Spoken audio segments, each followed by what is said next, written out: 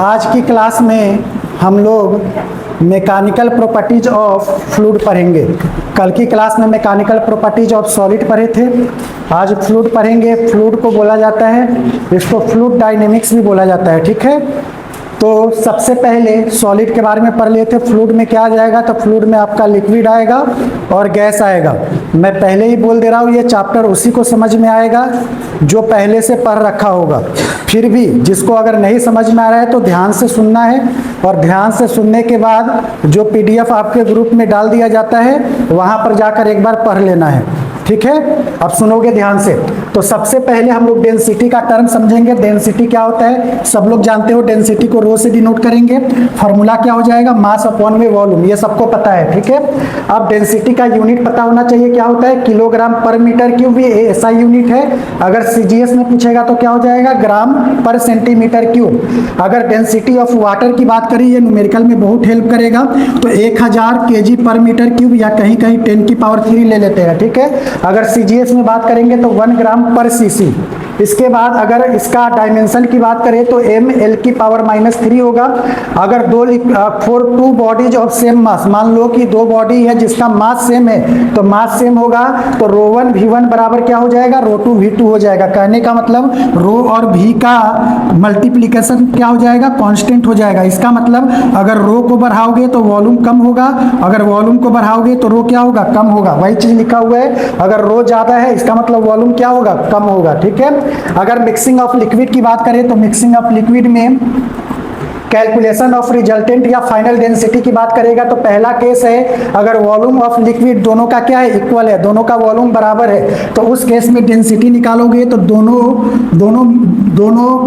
दोनों मास जो भी आपका फ्लूइड है उसका डेंसिटी पहले का और दूसरे फ्लूइड का डेंसिटी ऐड करके 2 से डिवाइड कर दोगे। मान लो दूसरा केस है, if masses of 2 liquid are equal, अगर मास 2 लिक्विड का इक्वल दिया है तो डेंसिटी कैसे निकालेंगे, 2 density of first fluid, density of second fluid और d1 प्लस d2 कर देंगे। फॉर 3 लिक्विड, अगर 3 लिक्विड का केस है तो डेंसिटी बराबर 3 से मल्टीप्लाई करेंगे, d1 d2 d3, d1 d2 लो, d3 छोड़ा, d2 d3 लो प्लस d1 d3, ये आपको माइंड में रखना है। अगर n लिक्विड का केस है तो n बाई डी बराबर 1 by d1 plus 1 by d2 plus 1 by d3 plus dot dot 1 by dn करेंगे, ठीक है। इसके बाद अगर आगे आओगे तो आपका रिलेटिव डेंसिटी का कंसेप्ट आता है, जिसको स्पेसिफिक ग्रेविटी भी बोलते हैं। तो रिलेटिव डेंसिटी ऑफ बॉडी क्या होता है, जैसे मान लो रिलेटिव डेंसिटी ऑफ सॉलिड निकालना है, तो जिसका निकालना है उसको क्या, उसका डेंसिटी ऊपर रखेंगे और हमेशा वाटर के रेस्पेक्ट में निकालना होता है। तो डेंसिटी ऑफ सॉलिड अपॉन में क्या हो जाएगा, डेंसिटी ऑफ वाटर, और यहाँ पर डेंसिटी WA अपॉन में WA minus WW formula use करेंगे। उसके बाद अगर रिलेटिव डेंसिटी ऑफ लिक्विड बोलेगा तो लिक्विड का हो जाएगा, जिसका बोलेगा उसको ऊपर रखेंगे और वाटर को नीचे रख देंगे, तो WA माइनस WL अपॉन में WA माइनस WW। अब ये सारे टर्म क्या है, इसमें लिख दिया गया है कि WA जो है weight of object when in air, WW क्या है, weight of object when dipped in water, और WL क्या है, weight of object when dipped in liquid. इसके बाद रिलेटिव डेंसिटी वही डेंसिटी ऑफ मटेरियल अपॉन में डेंसिटी ऑफ वाटर, वही चीज लिखा हुआ है, ठीक है।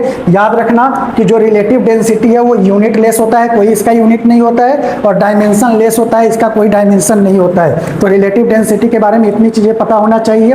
प्रेशर क्या होता है, प्रेशर सब लोग जानते हैं, प्रेशर होता है फोर्स अपॉन में एरिया। फोर्स कैसा लेंगे, हमेशा परपेंडिकुलर फोर्स लेंगे, है ना। तो प्रेशर डेप्थ रिलेशन की बात करें तो डेप्थ रिलेशन का मतलब होता है, अगर प्रेशर निकालना है किसी पॉइंट पे तो रो जी इफेक्टिव इंटू एच। रो क्या है, डेंसिटी ऑफ वाटर या डेंसिटी ऑफ फ्लूइड, जी की वैल्यू आप लोग बचपन से जानते हैं, और एच कितने हाइट तक वो ऑब्जेक्ट वाटर के नीचे है, तो वो आपका प्रेशर हो जाएगा रो जी इफेक्टिव इंटू एच। अगर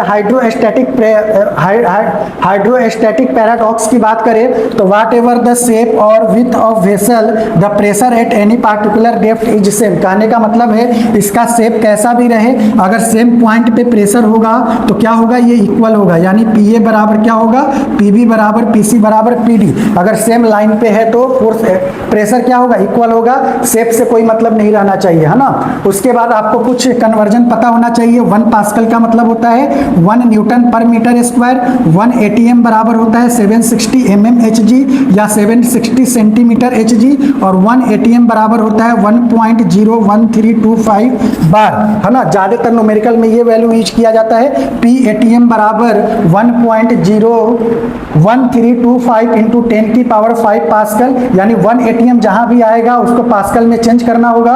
तो ये कन्वर्जन आपको पता होना चाहिए, ठीक है। इसके बाद आगे चलेंगे तो गॉज प्रेशर आता है। गॉज प्रेशर क्या होता है? Pressure due to height of liquid column.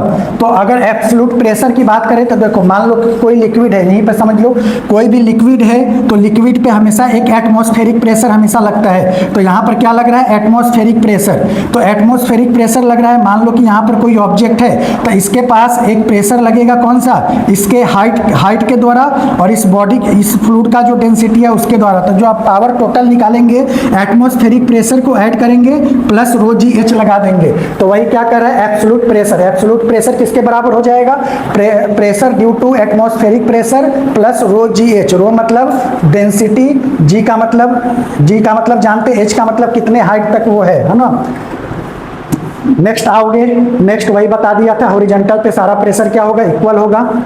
उसके बाद एक्सेलरेटेड फ्लूइड होगा। मान लो कि ये किसी शेप में ये फ्लूइड है और ये ए एक्सेलरेशन से आगे की तरफ बढ़ रहा है, इसका डेंसिटी रो है, इसका डिस्प्लेसमेंट एक्स दिया है, तो P A minus P B rho A x. Rho यानी डेंसिटी जो दिया होगा, ए का मतलब कितने एक्सेलरेशन से आगे जा रहा है, और एक्स ए से बी तक पॉइंट आने में कितना डिस्टेंस कवर कर रहा है। तो प्रेशर एक याद रखना, pressure decrease in the direction of acceleration, यानी एक्सेलरेशन के डायरेक्शन में प्रेशर क्या होगा? कम होते चला जाएगा, ठीक है।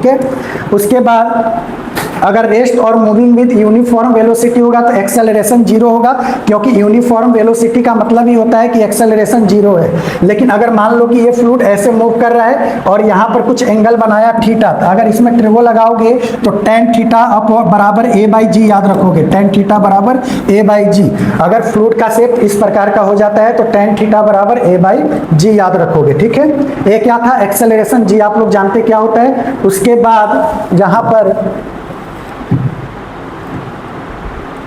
बाद यहाँ पर आपका यूट्यूब प्रॉब्लम आएगा, यूट्यूब मैनोमीटर। तो यूट्यूब में टोटल 6 केसेस है, बस देखो 6 केसेस है, लेकिन क्वेश्चन करने के लिए कोई एक केस ही, आप एक ही केस पकड़ के कर लोगे। यहाँ पर एटमॉस्फेरिक प्रेशर लग रहा है, यहाँ पर एटमॉस्फेरिक प्रेशर लग रहा है। मान लो कि एक फ्लूइड है जिसका डेंसिटी D1 है और दूसरा फ्लूइड है जिसका डेंसिटी D2 है। यहाँ से इसकी हाइट H1 है और यहाँ से इसकी हाइट H2 है। तो इसमें याद रखोगे कि जो H1 D1 होगा वो बराबर होगा H2 D2 के। वही केस यहाँ पर है, H1 D1 बराबर H2 D2। तो मैंने क्या किया? D1 बाई D2 का रेशियो ले लिया, बराबर H2 बाई H1 हो गया। यानी यहाँ पर डेंसिटी जो होगा इन्वर्सली रिलेट करेगा हाइट से, डेंसिटी जो होगा इन्वर्सली रिलेट करेगा हाइट से। तो ये चीज आप लोग याद रख सकते हो। इसी को अगर फर्दर मैं आगे बढ़ाऊं तो if one of the liquid is water, मान लो कि एक लिक्विड वाटर है तो रिलेटिव डेंसिटी क्या हो जाता है? डेंसिटी ऑफ लिक्विड अपॉन में डेंसिटी ऑफ वाटर। तो रिलेटिव डेंसिटी ऑफ लिक्विड बोलेगा तो HW अपॉन में HL लगा देंगे, यहाँ से HW अपॉन में HL, यानी DL अपॉन में DW को मैंने किससे रिप्लेस कर दिया? हाइट ऑफ वाटर अपॉन में हाइट ऑफ लिक्विड। इसके बाद तीसरा केस है the third liquid in level with the other. तो इसमें भी H1 D1 बराबर H2 D2, बस यही चीज याद रखना है। अगर मान लो कि यहाँ पर 3 लिक्विड आ गया तो H1 D1 बराबर H2 D2 plus H3 D3 कर देंगे, सेम केस, ठीक है। इसके बाद अगर आगे आओगे तो U2 अगर एक्सेलरेटिंग कर रहा है हॉरिजॉन्टली, मतलब ये U2 है और ये क्या हो रहा है? आगे की तरफ A एक्सेलरेशन से जा रहा है। तो मान लो यहाँ से यहाँ तक का लिक्विड का हाइट कितना है? H1 है। यहाँ से लिक्विड का हाइट क्या है? H2 है। मान लो कि यहाँ से मैंने इसको क्या किया? मिला दिया, तो इसके साथ ये एंगल थीटा बना रहा है। तो अगर मैं H निकालना चाहूँ तो H कैसे निकलेगा? टोटल H1 में से H2 को माइनस कर दूंगा, तो वही चीज लिखा हुआ है H बराबर H1 minus H2 tan theta. सब लोग जानते हैं कि क्या होता है? परपेंडिकुलर अपॉन में बेस। तो परपेंडिकुलर H है, बेस क्या है? लेंथ। तो लेंथ यहाँ पर H बाई L, और tan थीटा अभी पीछे बताया था क्या होता है? ए बाई जी। तो एच बाई एल बराबर क्या आ गया, ए बाई जी। तो यहाँ से एच की वैल्यू निकालेंगे तो एच बराबर हो जाएगा ए एल अपॉन में जी। इसमें से 3 वैल्यू दिया रहेगा, कोई एक पूछ सकता है, ठीक है। तो इसको भी माइंड में रखोगे। स्पेशल केस की बात करें तो स्पेशल केस में ये एक्स्ट्रा है, अगर पेपर टफ बनाएगा तभी ये एक्स्ट्रा याद करके जाना, नहीं तो छोड़ भी सकते हो, लेकिन मेरा काम है बताना इसलिए मैं बता रहा हूँ। मान लो ये यूट्यूब है, ये एक्सिस ऑफ रोटेशन यहाँ ओमेगा से रोटेट कर रहा है, तो हाइट बराबर क्या हो जाएगा, omega square L square upon में 2 जी। ओमेगा क्या है, ये दिया रहेगा कितने एंगुलर स्पीड से ये मूव कर रहा है, एल का मतलब लेंथ, इसका लेंथ कितना है, यानी इस यूट्यूब का लेंथ कितना है 2 जी की वैल्यू आप लोग जानते हैं। लेकिन एक केस ऐसा आ जाएगा कि एक्सिस ऑफ रोटेशन को चेंज कर देगा, तो एक्सिस ऑफ रोटेशन को चेंज करेगा तो फाइनल जो ड्राइव करके हाइट का फॉर्मूला आएगा वो आएगा ओमेगा स्क्वायर ब्रैकेट में x2 square minus x1 square upon में 2g। x1 क्या है, x2 क्या है, इसमें मेंशन कर रखा है, ठीक है। इसके बाद आओगे तो नेक्स्ट हमारा टॉपिक आता है पास्कल्स लॉ। तो पास्कल्स लॉ क्या होता है, पास्कल्स लॉ होता है कि मान लो कि बैलून है, बैलून पे कहीं प्रेशर लगाओगे तो वो प्रेशर जो लगाओगे बैलून पे वो प्रेशर क्या होगा, सब बगल इक्वली भाग में डिवाइड हो जाएगा। तो वही चीज कह रहा है, any change in pressure at a point of an enclosed incompressible fluid is equally transmitted at all other point of fluid. जैसे आप हाथ पानी पे रखोगे तो जैसे ही पानी पे प्रेशर लगाओगे वो प्रेशर फ्लूइड में इक्वली डिवाइड हो जाएगा, मतलब सब बगल प्रेशर जितना लगा रहे हो सारे फ्लूइड पे इक्वली प्रेशर क्या हो जाएगा, ट्रांसमिट हो जाएगा। तो एप्लीकेशन ऑफ पास्कल्स लॉ सबसे ज्यादा यूज होता है हाइड्रोलिक लिफ्ट में। लिफ्ट यहाँ से न्यूमेरिकल बना सकता है वो। लिफ्ट क्या होता है, मान लो यहाँ पर तुम स्मॉल फोर्स लगाओगे, लिफ्ट देखोगे वो ट्रक को उठा लेता है, कार को उठा लेता है, वहाँ यूज किसका होता है, पास्कल्स लॉ का ही यूज होता है। तो यहाँ पर फोर्स अपॉन में एरिया, यानी फोर्स अपॉन में एरिया बराबर एफ अपॉन में ए हो जाएगा। यहाँ पर तुम हल्का फोर्स भी लगाओगे ना तो फोर्स ज्यादा हो जाएगा। ये क्लास में करवाया जाता है न्यूमेरिकल ताकि आपको विजुअलाइज हो जाए, लेकिन यहाँ टाइम कम है इसलिए समझ जाओ कि यहाँ पर एफ बाई ए बराबर एफ बाई ए होगा और यहाँ पर फोर्स जो होता है वो ज्यादा होता है। क्यों, क्योंकि इधर का एरिया में क्या रखता हूँ, ज्यादा रखता हूँ, ठीक है। अगर इफ सिलेंड्रिकल आर कनेक्टेड, अगर सिलेंडर है तो D1 और D2 आ जाएगा, तो उस केस में F1 अपॉन में एरिया की जगह क्या आ जाएगा, D1 का स्क्वायर बराबर F2 अपॉन में D2 का स्क्वायर आ जाएगा, है ना। उसके बाद आपका आता है पास्कल्स लॉ के बाद आर्किमिडीज प्रिंसिपल। तो आर्किमिडीज प्रिंसिपल क्या कहता है, मान लो कि ये आपका फ्लूइड है, फ्लूइड में कोई भी ऑब्जेक्ट अगर इमर्ज करते हो तो क्या करेगा, इसका जितना जितना जितना इमर्ज होगा वो डेंसिटी क्या होगा, इसका कम हो जाएगा। वही बोल रहा है कि liquid applies a net upward force लगाएगा on an immerse body called as of thrust. मतलब जो फोर्स लगा रहा है उसको बायंसी फोर्स बोलते हैं। लिक्विड, जैसे मान लो कि आप हाथ को पानी में ऐसे दबाओगे तो आपको पता चलेगा कि पानी फोर्स लगा रहा है, तो वो जो पानी फोर्स लगा रहा है उसी को बोला जाता है ऑफ थ्रस्ट या उसी को बोला जाता है बायंसी फोर्स। तो कह रहा है ऑफ थ्रस्ट बराबर क्या होगा, वेट ऑफ लिक्विड डिस्प्लेस, मतलब इसका वेट लिक्विड को कितना डिस्प्लेस कर रहा है, माइनस ऑफ थ्रस्ट फोर्स कितना हो रहा है, ठीक है। तो यहाँ पर W एपरेंट वेट क्या हो जाएगा, हमारा वेट एयर में कितना है, माइनस यू। अगर इसको फर्दर इसको v की वैल्यू u की वैल्यू यहाँ रखोगे v रो जी, और इसको सिंप्लीफाई करोगे W weight in air bracket में 1 minus rho upon sigma upon में रो। सिग्मा क्या होगा, जो हमारा डेंसिटी बॉडी का जो डेंसिटी है, और रो क्या है आपका, जो लिक्विड का डेंसिटी है, ठीक है।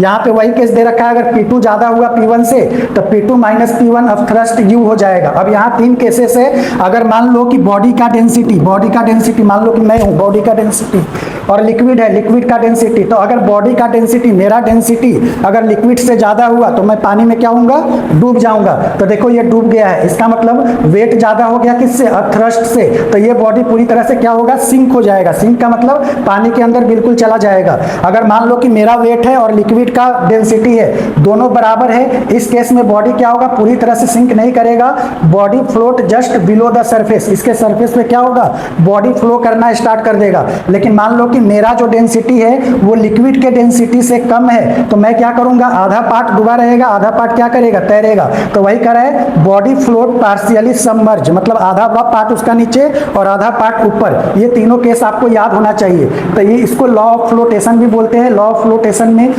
W क्या था, वेट ऑफ बॉडी, U क्या था, ऑफ थ्रस्ट।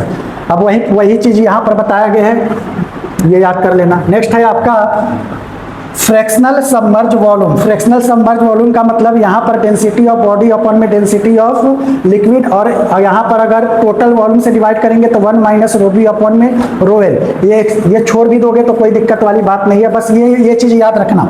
ये 4 लिक्विड है, फ्लूइड है, 1 2 3 4। तो जो फ्लूइड आपका सबसे नीचे होगा उसका डेंसिटी क्या होगा, सबसे ज्यादा होगा, क्योंकि डेंसिटी किस पे डिपेंड, मतलब जो डेंसिटी है वो सबसे नीचे वाला का बस याद रखना डेंसिटी ज्यादा है, जो सबसे ऊपर होगा उसका डेंसिटी क्या होगा, कम होगा। जाहिर सी बात है, डेंसिटी ज्यादा है तभी तो नीचे है, डेंसिटी ज्यादा है तभी नीचे है, डेंसिटी कम है तभी ऊपर है। इसके बाद आपका न्यूटन्स लॉ ऑफ विस्कोसिटी आता है। तो विस्कोसिटी क्या होता है, जैसे हम लोगों ने काइनेमेटिक्स में फ्रिक्शन पढ़ा था, तो फ्रिक्शन क्या था, हम जब चल रहे थे तो सरफेस और हमारे बॉडी पैर के बीच में क्या लग रहा है, फ्रिक्शन, तभी मैं चल पा रहा हूं। तो विस्कोसिटी सेम फ्लूइड के लिए आता है। फ्लूइड के बीच में जो आपका फ्रिक्शन, फ्लूइड के बीच में जो फ्रिक्शन लगता है उसी को क्या बोला जाता है, विस्कोसिटी बोला जाता है। तो विस्कोसिटी में सबसे, इसको भी न्यूटन्स ने दिया था, तो इसमें क्या होता है, जो फोर्स होता है आपका डायरेक्टली प्रोपोर्शनल होता है ए डीवी बाई डी एक्स।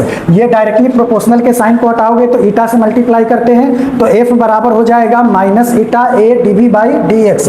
यहाँ पर डीवी बाई डी एक्स को बोला जाता है velocity gradient. Dv by d x क्या है, आपका वेलोसिटी ग्रेडियंट है, unit of coefficient of viscosity.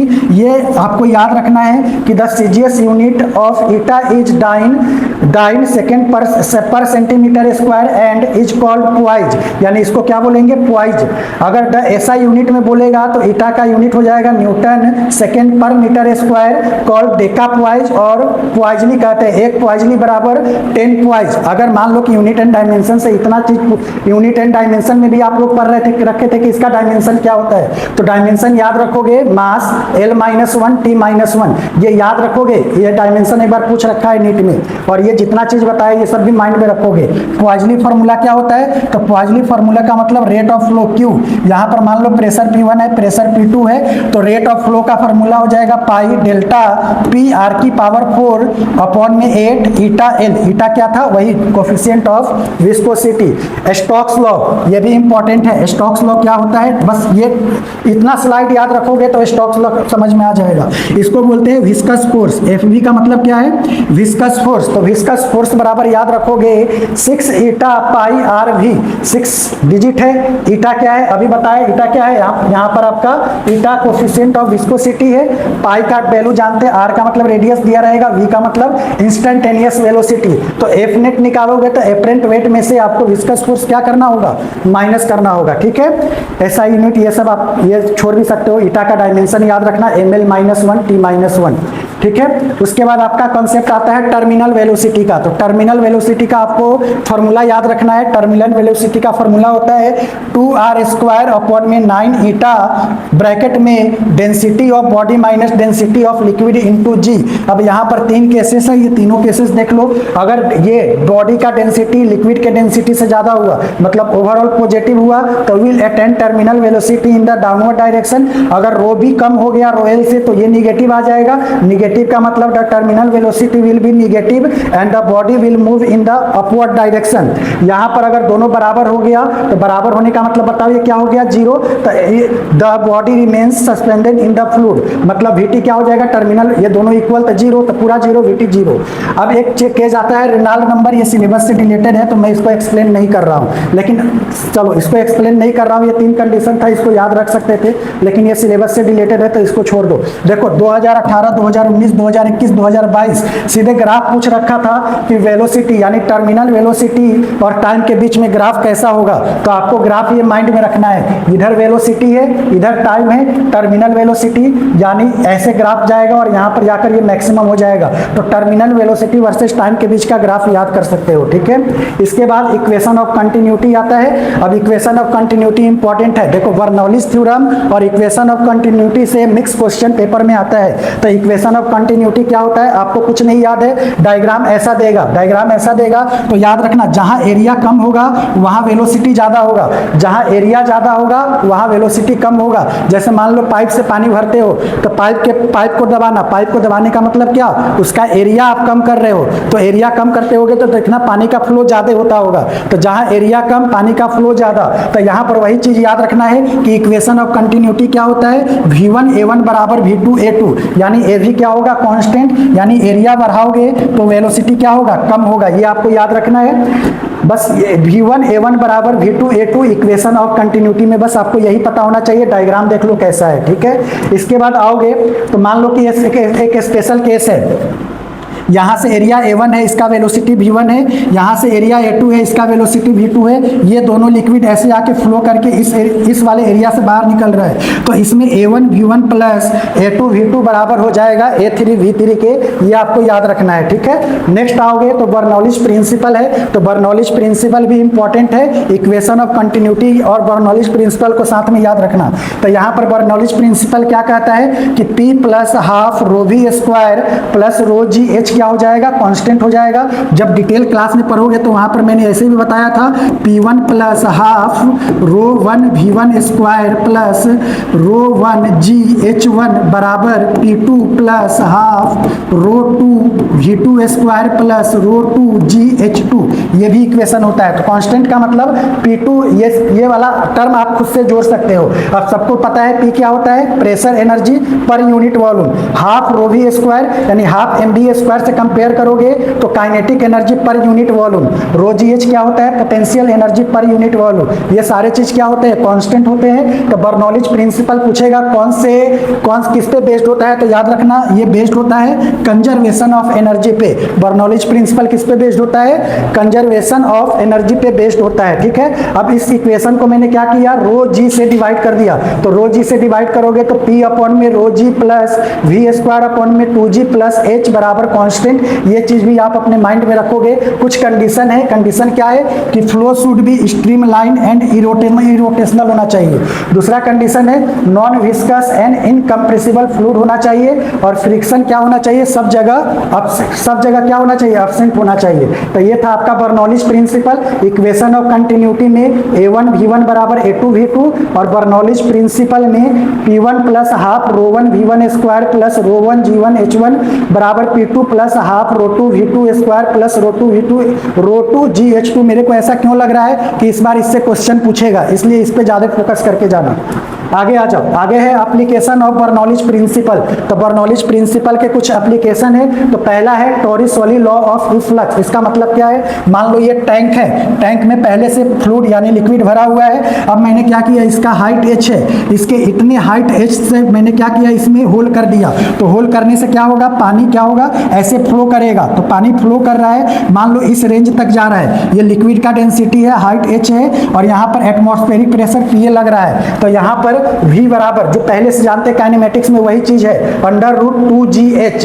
2 जानते, G जानते, H का मतलब कितने हाइट से ये होल कर रहा है वो उसकी वैल्यू है। तो यहाँ पर एरिया ऑफ जो होल होता है, एरिया ऑफ टॉप टैंक से क्या होता है, बहुत छोटा होता है। देखो इसका इतना है और इतना मतलब ये बहुत छोटा है, वही चीज बोल रहा है। अगर यहाँ पर टाइम ऑफ फॉल मतलब कितने टाइम में इतना पानी नीचे तक आ जाएगा, तो टाइम ऑफ फॉल का फॉर्मूला होता है अंडर रूट 2H। H का मतलब जो टैंक का हाइट है, ये H का मतलब जहां से आप होल किए हो, और नीचे क्या करोगे, G अंडर रूट में। अब उसके बाद रेंज कहेगा कि ये पानी का फ्लो कितने दूर तक जाएगा। तो कुछ नहीं करना है, आप लोग जानते हैं डिस्टेंस बराबर क्या होता है, वेलोसिटी इनटू टाइम।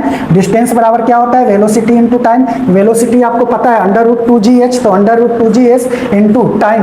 टाइम की वैल्यू यहां से क्या रख दोगे, 2H माइनस H अपॉन में G।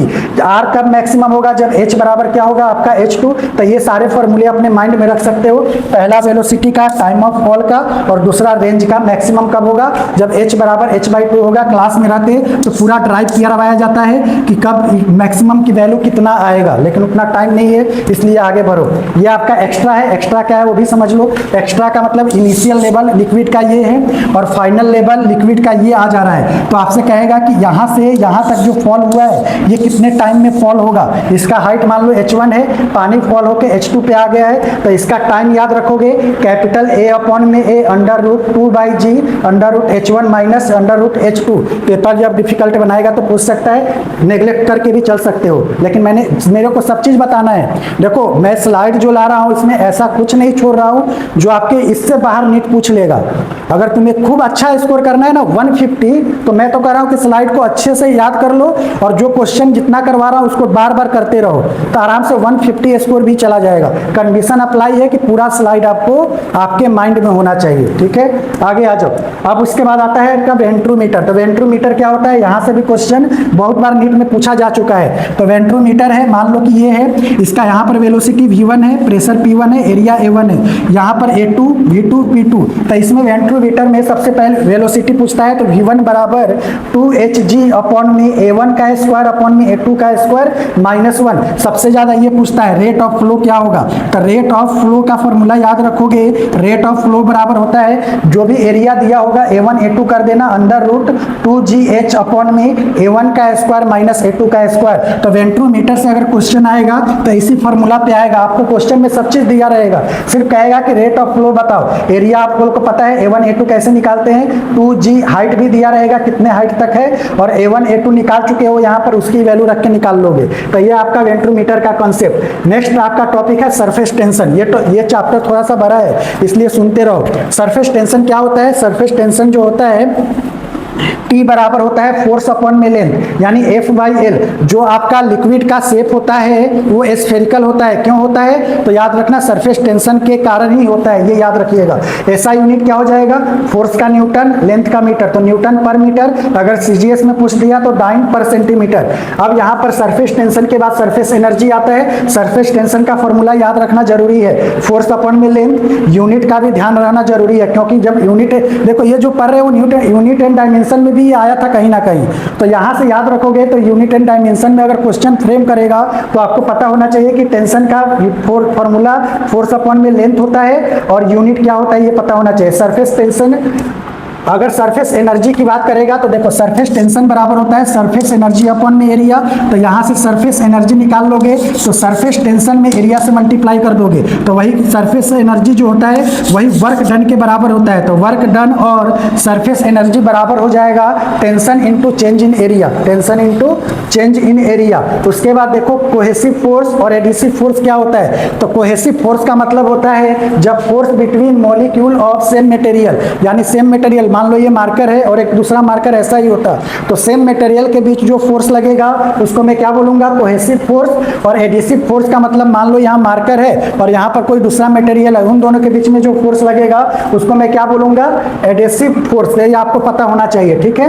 अब याद रखना सरफेस टेंशन के केस में दो चीजें, अगर टेम्परेचर बढ़ाओगे तो सरफेस टेंशन क्या होगा, कम होगा। टेम्परेचर बढ़ाने से सरफेस टेंशन क्या होता है, कम होता है। इसलिए देखते होगे कि गर्म पानी में कपड़े जल्दी साफ हो जाते हैं। क्यों, क्योंकि सरफेस टेंशन क्या हो जाता है, कम हो जाता है और कपड़े आसानी से क्या होते हैं, साफ हो जाते हैं। तो टेम्परेचर बढ़ाने से सरफेस टेंशन कम होगा।